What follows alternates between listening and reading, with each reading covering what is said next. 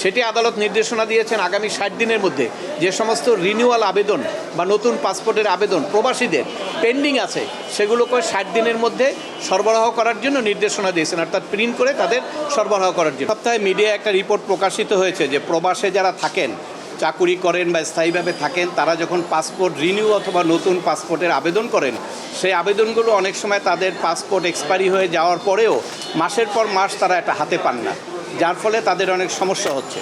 এবং আমার সংগঠন human rights and piece for Bangladesh আমরা প্রবাসীদের অধিকার নিয়ে কাজ করছি। সেই প্রেক্ষাপটেই আমরা একটা জনস্বার্থে রিট পিটিশন দায়ের করেছিলাম যে প্রবাসীদের পাসপোর্টগুলো যেন নির্দিষ্ট সময় পাওয়া যায়। কারণ যে ওখানে সৌদি আরবে চাকরি করছেন তার হয়তো ধরেন 1 মাস পাসপোর্ট ভ্যালিডিটি আছে, এর মধ্যে যদি পাসপোর্টটা রিনিউ না হয় তাহলে সে চাকরিটা হারাবে, এবং চাকরি হারানোর পরে তাকে দেশে আসতে হবে, নাহলে ওখানে ওভারস্টের জন্য জেলখানায় যেতে হবে। এটা লক্ষ লক্ষ হাজার হাজার মানুষ।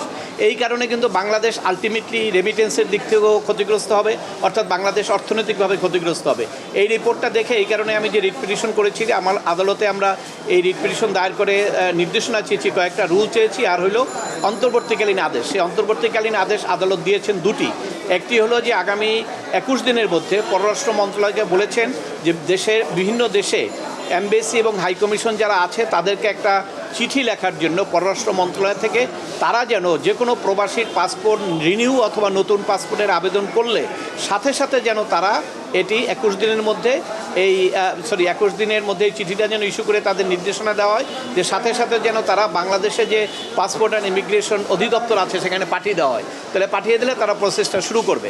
আর একটা নির্দেশনা দিয়েছেন, পত্রিকার রিপোর্ট অনুসারে শত শত পাসপোর্ট পেন্ডিং আছে, এখনও প্রিন্ট হয় নাই।